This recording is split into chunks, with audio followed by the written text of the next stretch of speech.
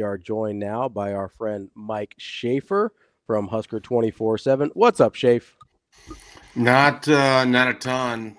Good to see that Matt Rhule and I are in agreement that Bonner should be used more based on the results of the USC game. That was one of my takeaways of personnel use. I got to say this though, this is just a hearing him make that remark for the second time, like having heard it the first time and now thinking about it. Should you really need to bring in an offensive coordinator with 3 weeks to go that hadn't been with the team to notice Bonner when you had named him one of your starters at the beginning of the season? So Like, why did that guy disappear? How did that happen?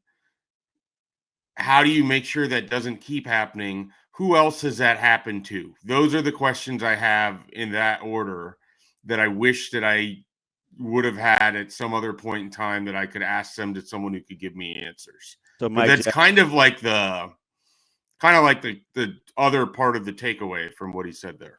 Yeah, I think you're right, and I think because there are the kind of these times where guys are like lifelong learners and they're always learning something new and they're trying to evolve. I think one of the things that Coach Rhule is going to get back to is, I have to sneeze, so excuse me. Oh, this is terrible. Radio. that's all right, Schaefer. Okay, so I know that was wild. I'm having fun. So I think one of the things that I think he's really going to demand of himself is to be more hands-on again, because I get the sense that there are some positions or some players, and this goes both ways, that he's either given too much to because that was how it was going to be, or hasn't given enough for because he left it up to somebody else. I get the sense that this is kind of a place where he's going to reestablish kind of his alpha role, because he went through this phase, Schaefer. I think. I mean, Schaefer, you don't have a ton of feelings unless it's your family, so you're going to be perfect to talk to because you're very. I think he's recalibrating his emotions based on what he's been through, right? Because now he's got to like settle back in. Okay, this was kind of traumatizing. I went through this. This was tough. Hey, I came out of the back end of this. This was tough. And he almost wants that in everybody else, right? Hey, you just got to overcome. You got to overcome. You got to push through. But now I think he's to the point where it's like, you know what? I need to recalibrate and get back to that too. I need more control of my own outcomes as opposed to delegating, even though I chose you and I should trust in you. You think there's any truth in that? I mean, there certainly could be. It's interesting because as we've known Matt Rhule, even before he got here, the word about Matt Rhule is that he's a micromanager.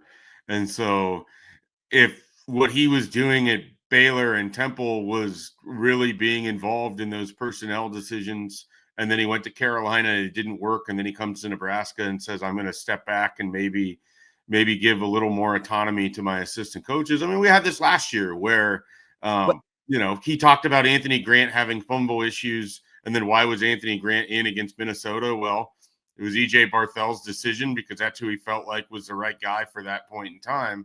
So, it's tough because I think you want to give autonomy to your assistants. I think you want them to be – they're the guys that are watching every rep and are in that position room and should be the ones that have the most information. And yet at the same time, it's fascinating to me that Janiran Bonner is someone that every time you see him on the field, he looks like he can help you. But we don't see him on the field that often, and we haven't seen him on the field that often. And it was also noticeable he gets upfield immediately. It is north-south going forward. And why that seems so rare is name one other offensive pass catcher that's doing that right now. Well, I'll give you one, and he's got to get more targets too, and that would be Lloyd. Right. Is shake and bake, and Fidoni's trying, like, it's, there's all these little extra moves. Bonner is just catch, get upfield, get as many yards as he can. And sometimes you kind of need that when your offense is in a bit of a slog. So, Schaefer, and I don't want to dominate the time on psychology, but I think the difference between Temple and Baylor is smaller jobs, they were so at the bottom, anything better than what they had was going to be good enough. So that automatically made it different because that's certainly not like that here. And then the thing about Carolina is, I think you have a general manager, you have an operations guy, those guys, or he walked into a situation where those guys already do those jobs. So I think that's the difference in and kind of setting the table for what he's going to need here, because I do think he has to be a little bit more hands-on, especially with some of the personnel decisions, even though you're paying guys to make those decisions. Isn't the tough part of this? I'm just, going with what you're saying here. Isn't part of the tough part of this the fact that you're at a place like Nebraska where you have unlimited resources? You can hire as much staff as you want, and you might fall in the trap of just hiring people to hire them instead of hiring them with a purpose.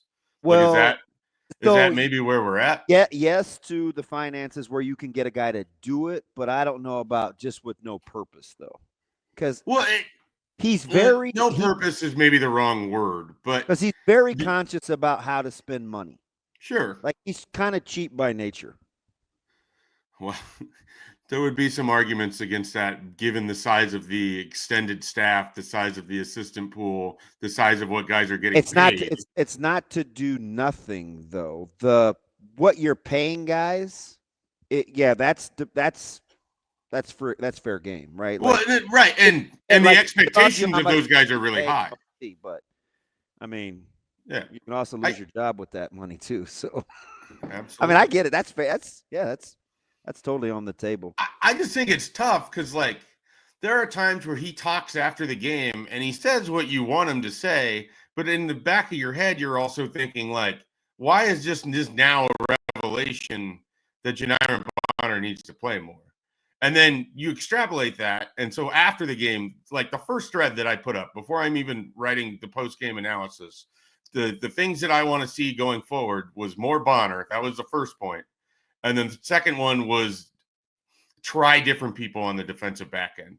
I am sort of at the point where it doesn't matter if you're a veteran, doesn't matter what you did in 2023, what you are putting on the field right now.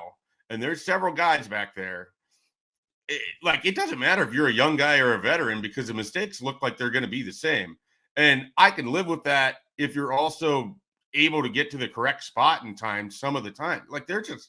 The defensive back end is really hurting this defense. And I think everybody knows which two players in specifics I'm talking about.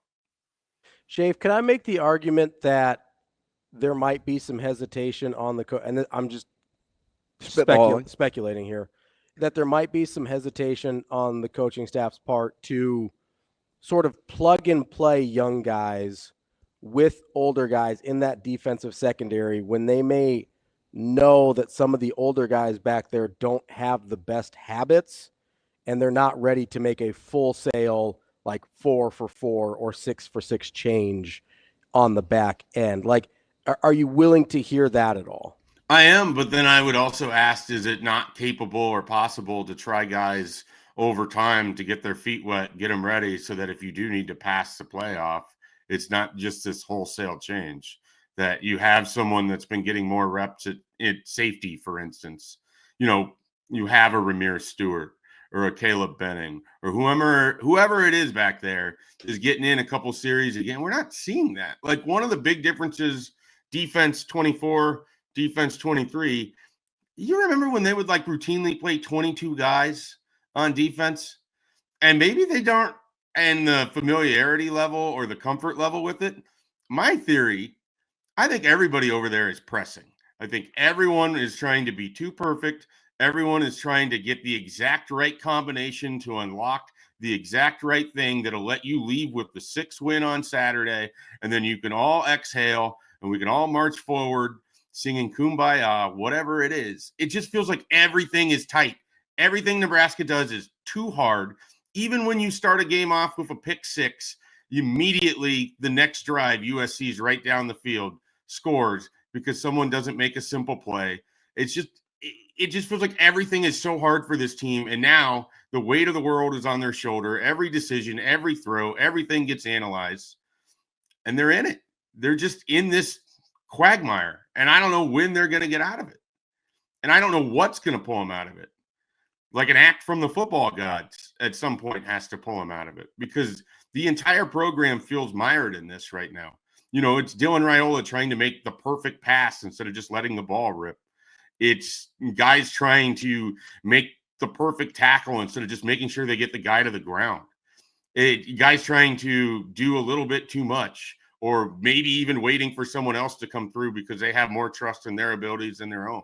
It just feels so evident every time you watch them now on Saturday. They're tight. There is no loose effort to this team at all. They are very, very tight right now. Schaefer, you know, Rhule said something yesterday about, hey, I want this group to break through so that we're not in the same place again next year and we can take something else on, right? Then there's a next challenge there, right? Yeah. I sit here and I'm hearing you talk about how tight they've played, and I agree. I'm vibing with him. I agree that they've played super tight, and you've got a bunch of guys that are out there not playing loose, and they're trying to be perfect in order to break through here. And then I'm thinking about, okay, if a 5th and 6th year guy is dealing with that, I'm trying to balance, does a young guy just come in and give you freedom and lack of baggage and lack of burden? Because that's kind of where I've been. That's sort of the side that I've been landing on, to be honest. Or does the burden cross contamination? Yeah, is there cross contamination, and that burden of this thing that's been so big over this program for the last 8 years come in and infect the young guys with the same type of tightness that it has the old guys? Like, how do you balance those two ideas? Are you just basically saying that's not their burden to bear? Yeah, or that Coach Rhule wants them to bear a different burden after this group breaks through on the initial one. Like, is that like, how do you balance those two things? Because I'll be honest, like I said before, I was like, hey, go let the young guys play free and see what happens. Yeah, I definitely see what you're saying, and I think we have a manifestation of that in Dylan Raiola right now, who looks nothing like the version of him in September, and there's a lot of different reasons for it. But even just watching him throw a football right now, like he's not just letting the ball rip. He's like trying to place everything. And you know that's a dangerous spot for a quarterback to be. So I think there's definitely some truth to what you're talking about. Now, the pushback there would be, if you're putting in some guys that haven't played and they're young and they don't quite know that pressure, that tightness, because they've spent all season just waiting for this opportunity, you might catch lightning in a bottle. Now, is that going to sustain over an entire season? No idea. You don't have an entire season. You got 2 games left. And if we're not in kitchen sink, throw everything that you got at it mode, I don't know when you're ever going to be, because you simply cannot afford 2 more losses. You really can't. You guys do it every day. You have conversations every day. Can you imagine what December 8th or, well, the 8th is Saturday or Sunday, bad day, December 9th, you imagine what that conversation is going to be if Nebraska's not playing in a bowl game in December and you're doing daily radio and I'm running a daily message board? Do you know what that conversation is going to be like on January 22nd? Nebraska hasn't played in a bowl game for, like, there is a lot at stake here, mentally, financially, all of it. And I'm not talking about us. I'm talking about the football program. You have your AD talking about how they have to get a 6 win because he's going to turn around and ask for more money from a fan base that all it does is shell out money for not results. Man, it is going to get ugly if you can't find a 6 win. And if you can't find a 6 win with this roster, no one's going to feel bad for you next year when it looks a lot more challenging with the players that you have, even with a couple guys coming back, because there's some holes and we all see them, and the portal can't fix everything. We can pretend like it does, but at some point the coaching, the players, they have to step up too. Schaefer, is there any part of you that understood, or kind of, I mean, maybe you would have said it differently, maybe you wouldn't, that understands what Luke Fickell was trying to say, has said, kind of what's happened? Because on the other end of this is an opponent that's reeling as well. Oh, yeah. Does that add to or divert pressure kind of as you're you're looking at this synopsis as we get ready to break down Nebraska and Wisconsin? I think this is a really critical week for Nebraska to focus on Nebraska and not think about whatever Wisconsin's going through. Obviously, you got to know what they're going to do and their tendencies and how you want to play them and the game plan. But they're walking wounded too. And it shouldn't really be a surprise. This wasn't a good Wisconsin team coming in this year. They caught some people when they had the soft part of their schedule and they beat up on Northwestern, Purdue, and Rutgers. But this team isn't very good. And that program is in its own, state of concern. But Nebraska can't worry about that, obviously. They've got to focus. I mean, they had a what felt like, I wouldn't say a rejuvenated UCLA team, but maybe after that win against Rutgers, they felt good going into the bye, coming out of the bye. But that was still a team that the expectation was you're better than, and they got punched in the mouth immediately, never really responded. The expectation is that Wisconsin is also struggling. I don't know if people think Nebraska is better. I think Nebraska is better, but they can't they have to be able to figure out themselves as much as possible this week and add to Wisconsin's burden. Because if you can make them on the road, if you get a lead early, you put pressure on Wisconsin early, that's going to be huge. But if you fall in a hole and you let them hang around, as they have in 2022 and 2023, Nebraska lost those games when they had a chance to put them away early. They didn't do it.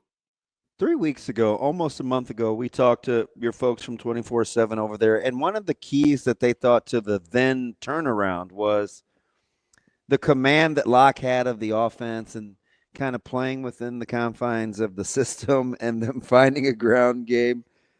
And 4 weeks later, it's like WTH.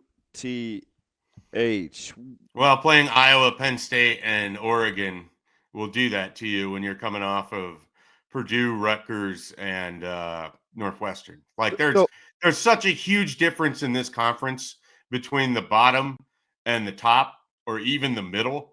And you can get fat and happy off of some results that really aren't real. And Nebraska's been there. So my question is like, why do you think it's Wisconsin? Why do you think the panic, or do you think kind of like what you were saying about Coach Rhule in the beginning, maybe they knew all along? It's just that they didn't do anything because of the results didn't say wholesale change. Yeah. Well, they lost That their makes quarterback, so I think that's at least their season changed a little bit when they lost Tyler Van Dyke, right? So that hurt them. I think they, as much as, sometimes we get into this conversation with Nebraska, what's Wisconsin's identity? Who are they? They're not the same defensive team they used to be. They're not the same hard-nosed, beat you up in a phone booth team that they used to be. They're kind of just like, we want to do a little of this. We want to do a little of that. We want to, challenge you vertically, but we also think we can kind of run the ball on you too. And they really can't do anything that well. Like they're just they're like a C- football team. And that's what they've been for the last couple of years under Fickell. I think in part because they can't recruit to the identity that they wanted, which was more of a spread-based offense. And the proximity of players that they have are wired more towards the old Wisconsin team. So it just feels like they're caught in this no man's land. Like the Fickell hire made a lot of sense until he starts putting his staff together. And it's like, okay, so you're just going to reinvent the wheel in a place where the formula was set for you, where you could have just come in, run a defensive-oriented team with a complementary offense like they've been doing for years. And I think they got away from that formula, and I think it's hurting them. I really do. I don't think they have bread and butter to rely on. And if that sounds familiar, these two teams are looking at each other in the mirror. Schaefer, couple minutes left here. If I had DB asked me this question and we never got to it, so I'm going to make you answer it instead. If you had to be Nebraska or Wisconsin starting today, moving forward, where do you think you have a better opportunity to win over the next 3 to 5 years? Nebraska. Better resources. I think they have better roster right now. I think they have the better head coach. If I had to, you're like, all right, Mike, you have to put money on one of these two teams to be, win X amount of games over the next 3. It's Nebraska. I think there are some parallels to Paul Christ and like Frank Solich or something along those lines where he's winning. It doesn't feel like it's going to last. And they got rid of him before the bottom falls out. And here you are as a program. They're so far removed from what they were 5-6 years ago. They are not that version of Wisconsin football anymore. And I don't think that's coming back anytime soon. Like I don't think it's going to work for Fickle. I really don't. That's Mike J. Schaefer, Husker 24/7. Schaefer, we appreciate it as always. All right, guys. Have a good one. Thanks, Mike J.